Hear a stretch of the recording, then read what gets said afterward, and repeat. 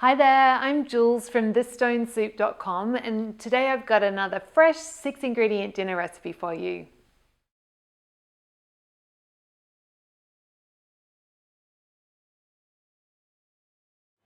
Okay, so for our tart, I've lined the base and the sides of a springform pan with baking paper. You don't have to line the sides, but I like to just to make sure it doesn't stick because that drives me crazy.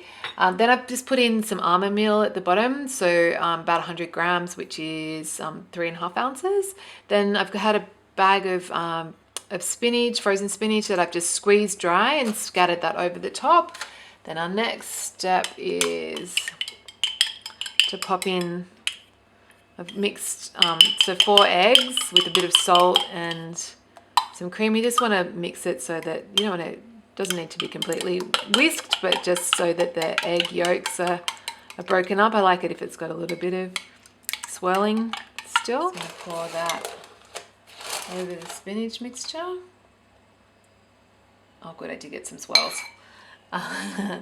And I put some salt in with the cream and egg as well. Then we're just going to pop that in the oven, so 200C, which is 400F. Okay, so tart's been in the oven for 25 minutes and it's all puffy and definitely, it's actually probably a little bit on the overcooked side, but that will be fine. I'm just going to get it out and I'm going to serve it with a green salad, and I'm just going to put some smoked salmon on top, so just to make it even nicer, but you could use ham or you just serve it like straight up if you like.